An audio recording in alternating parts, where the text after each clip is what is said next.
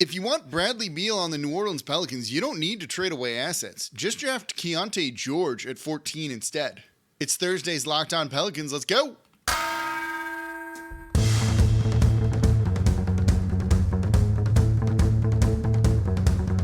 You are Locked On Pelicans, your daily New Orleans Pelicans podcast.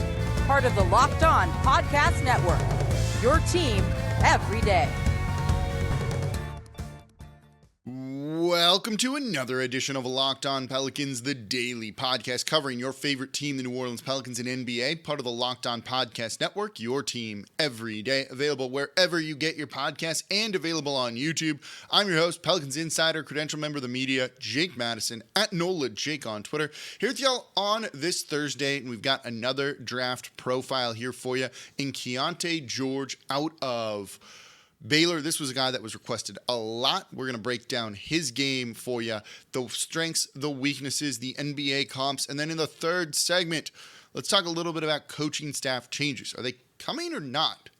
We'll break that one down for you as well. And of course, thank you for making Locked On Pelicans your first listen today and every day. We're here Monday through Friday, covering this team, giving you everything you want to know, doing a ton of draft coverage like no one else is giving you. We're going to keep it going on today. If you want to support the channel, become an everydayer. It's the number one thing you can do. Listen every single day, whether that's wherever you get your podcasts or on YouTube. You can also support the channel by commenting down below on YouTube. So let's get back into the draft coverage today after taking a break, looking at the coaching staff, the training staff, situation, the player performance care staff team, whatever you want to call them. That's yesterday's show if you want to know how important that could be, but also be a bad move potentially for the Pelicans. And today, back to draft coverage. So, Keyonte George out of Baylor, a combo guard that's kind of a pretty complete guard. And I said in the open there, Bradley Beal, that looks like his NBA comp if everything goes right. 6'4", a little undersized. Pretty lightweight, though. He slimmed down from his time in high school, actually, so he's capable of putting on muscle. A decent wingspan as well. And I like this guy offensively. He is just a scorer. This dude has like a nose for the basketball, for scoring the I can't speak. I'm tired today. Has a nose for scoring and getting to the basket. You see it from him. Though he's not an elite athlete, this is a guy that runs the pick and roll really well and can use that to get downhill, put pressure on the defense, get to the line, or score with either hand, which is really great to see from him. As a freshman at Baylor, 15.3 points per game, 2.8 assists, 4.2 rebounds. He didn't shoot very well, and this is a big concern, in my opinion, for him. 37.6% from the field, just 33.8% from three. Though the shot profile and mechanics look pretty good, shooting under 40% like that isn't ideal. We'll talk more about the weaknesses and the concerns about him and his fit with the Pelicans in the next segment, though. But man, he can score. And this is on an established Baylor team with a couple of other guys that are kind of like ahead of him in the pecking order here a little bit. So this wasn't a guy that was coming in and going like, cool, I get to run the team. This is all me here. And Adam Flagler there and LJ Cryer there too, all with kind of similar skills to him. And he still found a way to carve out a role, talks to you and says, hey, this dude is a big time scorer when it comes to that. You know, he also, I think, is a pretty good shooter. He's got a number of different moves in his bag. He can pull up, he can step back, he can step to the side off the pick and roll and do a number of different things. And when you look at him, his shot profile is going to jump out at you. This is a guy that's going to take shots at the rim or get fouled and go to the line, or he's going to be shooting threes. And he's a pretty decent free throw shooter, 79.3%, got there 4.5 times per game in under 30 minutes per. Those are really good offensive numbers. He is a combo guard in every sense of the word. You know, you look at him, okay, need him to run the pick and roll just good enough. He can do that. Need a three-point shooter that's on good volume, by the way, took almost 7 per game, and that's where I think we'll talk about that more in the weaknesses part. You saw him shoot threes, and he is just enough of a mid-range jumper to keep defenses honest. This guy doesn't jump out at you as an elite athlete, And then to have the kind of success that he had at Baylor in his lone season with that overlap with some of those other players, which leads to a little bit of inconsistency, I think says something about what he's going to be capable of doing. And the fact that he can run the offense when you need him to, I think is big. The Pelicans need a couple more players, I think, like that sort of thing. You know, running the pick and roll and doing it exceptionally well is super important, but it does more than that. You see him probing the defense.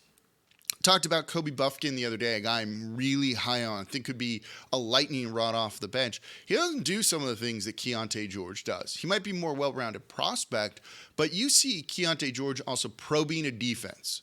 Who does that on the Pelicans? Who does the Chris Paul thing of like jab step, kind of taking a couple steps in, start a drive, pull up, or hold that drive up to see what the defense is giving you, and then fire off an open pass to an open teammate? There's not a ton of guys that do that. But Keyonte George absolutely can. And his passing, though not elite, is pretty good. He, on defense, is also average. I don't think he's a bad defender, but he fights through screens pretty well and has enough lateral quickness to really keep up with some of the guys that he is defending. And he's stronger than he looks. Could put on a little bit more weight, maybe.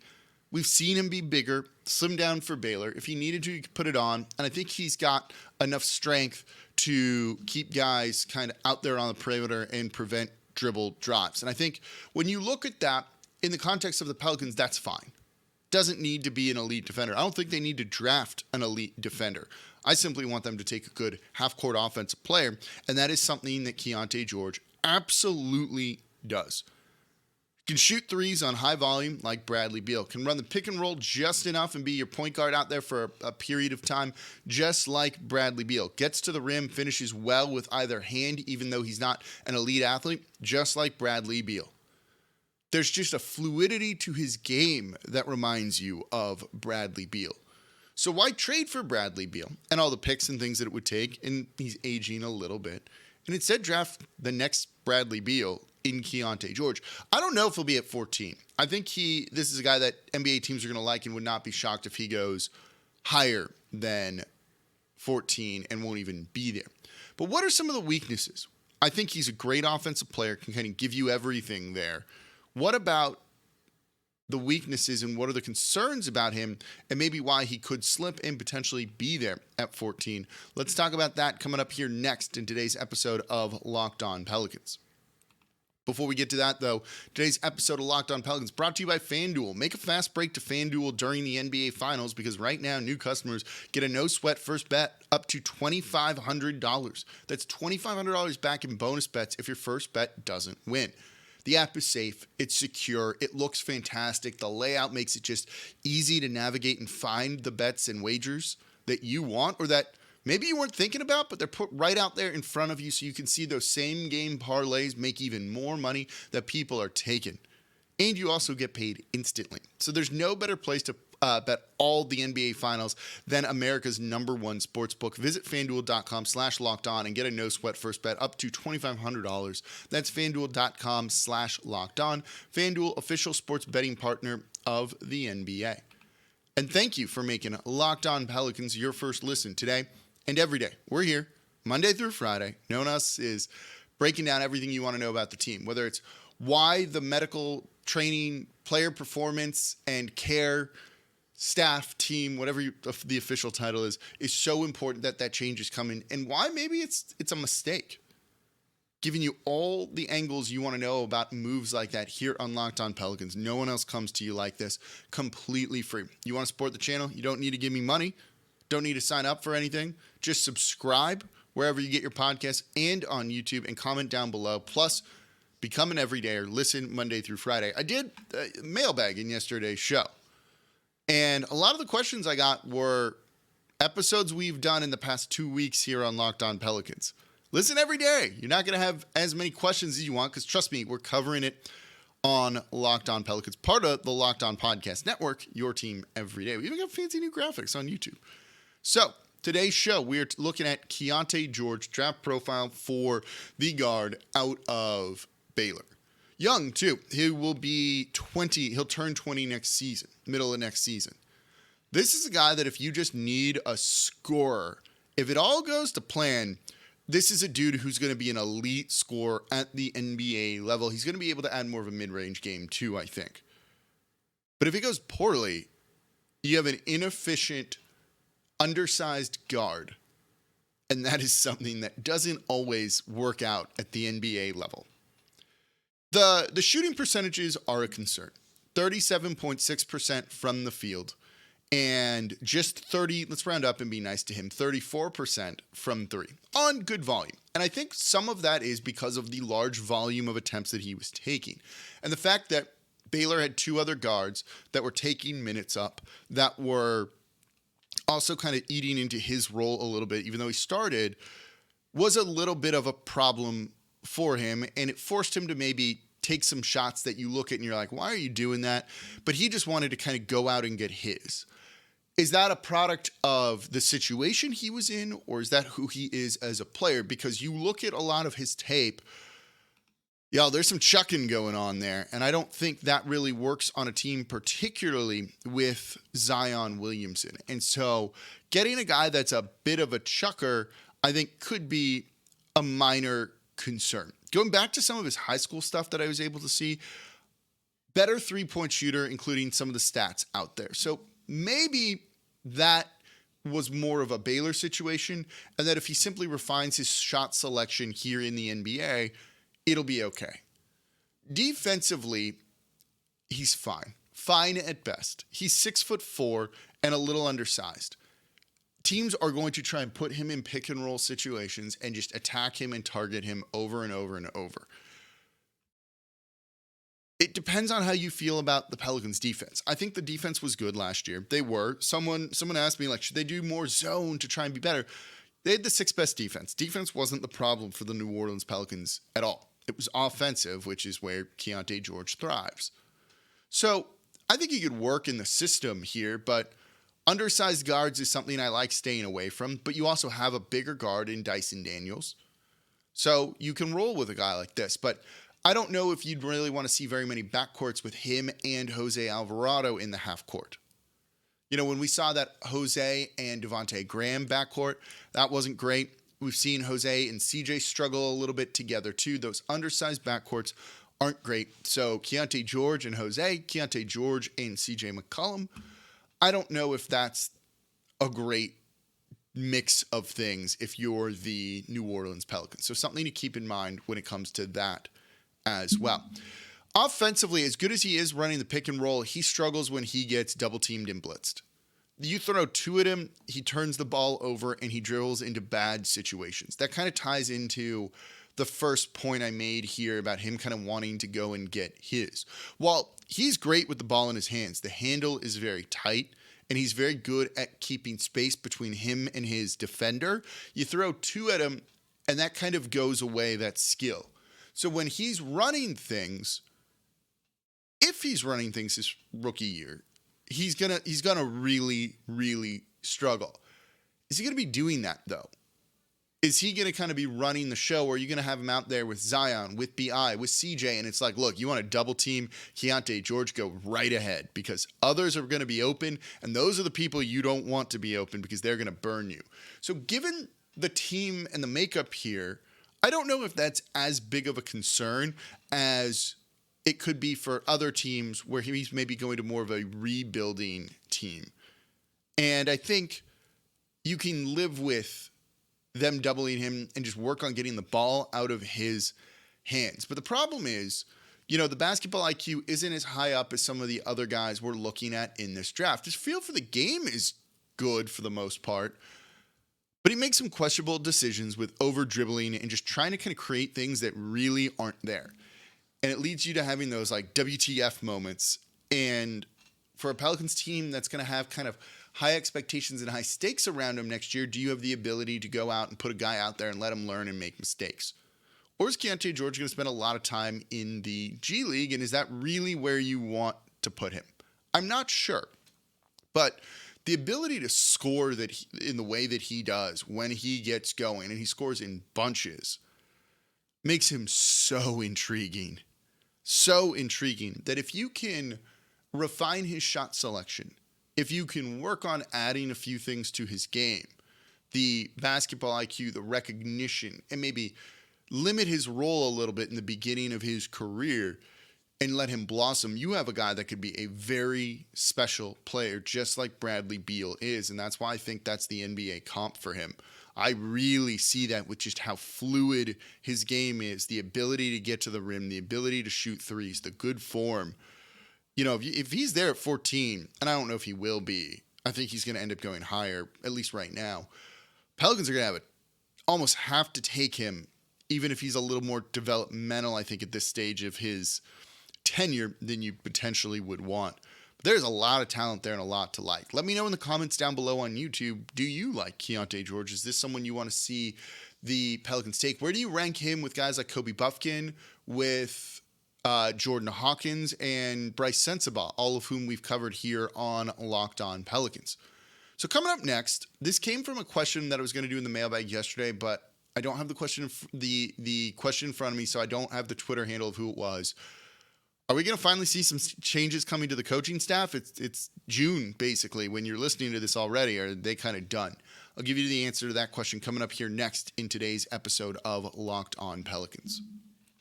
And thank you for making Locked On Pelicans your first listen today and every day. We're here Monday through Friday. No one else comes to you like this, breaking down everything you want to know about this Pelicans team, whether it's draft profiles, whether it's the big stories around the team, reacting to the news from Christian Clark of NOLA.com and his report that there's going to be restructuring going on within the medical staff of the team, or looking at stuff like the coaching staff and giving you an answer to that question.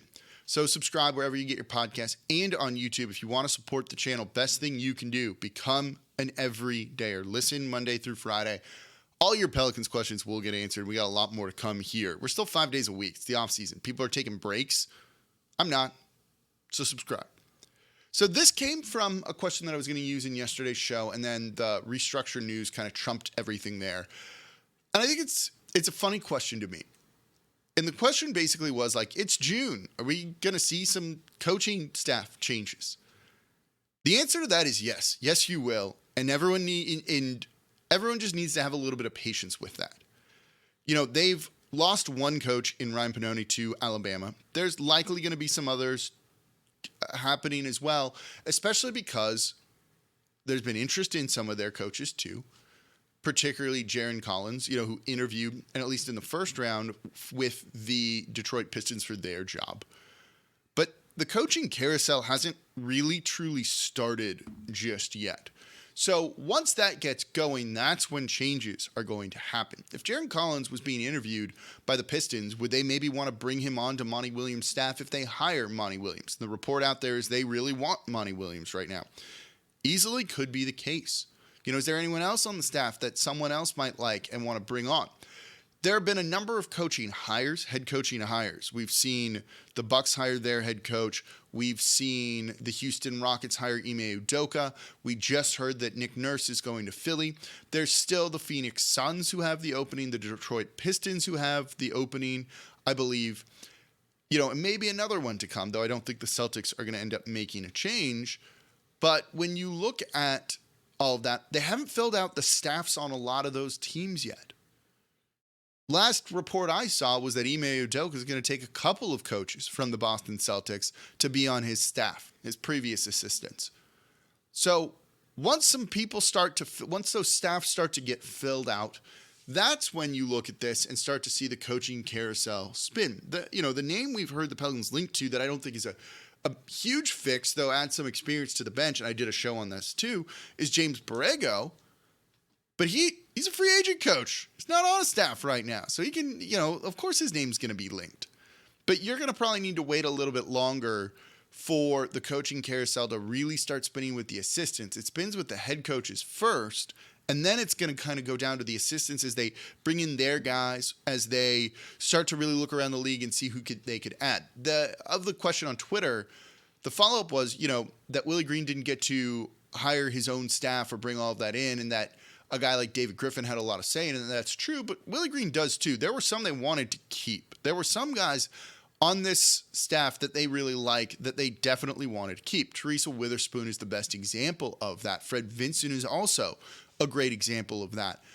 Willie Green still has a lot of say in all of this, but it's definitely also going to be a collaborative process. So they still need to replace one coach. You know, they might want to elevate someone to that role potentially, and then maybe allow you to bring in someone else. What we want to see is changes to the offense and maybe more of an offensive coordinator type role come in. I don't know if they'll be able to find that, and that's something that Willie Green can kind of work out on his own too. And he can still do a lot of that. Jaron Collins runs the defense, so if he ends up leaving, you kind of want to look to replace that and keep someone in. But also, those principles are very well established too, and they kind of have an idea of what their scheme is and what they want to do defensively. So I think the biggest thing would be a guy like Borrego, where it would just kind of have someone who's been a head coach that can kind of save Willie Green from some of the pitfalls that younger head coaches make and save him from himself at times. But I don't think these are like the biggest deals when it comes to this. And it's like, oh my God, they haven't changed anything. Coaches grow too, and Willie Green has said he needs to kind of spend some time evaluating himself and see what he needs to do differently too. And I like him saying things like that. That means he wants to get better as a head coach and that he can try and get better as a head coach and learn from mistakes. Just like Joe Mazzulla, who made a lot, will do with the Boston Celtics, and it's part of the reason why they're not going to fire him. So, yeah, there's changes to the coaching staff coming. Be a little bit patient because we haven't even entered that part of the offseason where that carousel spins and spins and spins. And clearly, if they're trying to make some changes to other teams within the team, there's going to be more coming too. So keep an eye out for more news on that. Eventually, we're just not at that point yet, and they're not left at the altar or anything else. What questions do you have for the Pelicans offseason? We can answer more. Tomorrow, let's look at a pair of players out of Arkansas. Nick Smith Jr. and I completely just blanked on the other one out of Arkansas, Anthony Black. Let's take a look at those guys coming up in tomorrow's episode of Locked On Pelicans. If you're an everydayer, exclusively part of the Locked On Podcast Network, your team every day. As always, I'm your host, Jake Madison, at NOLA Jake on Twitter. I'll be back with y'all tomorrow.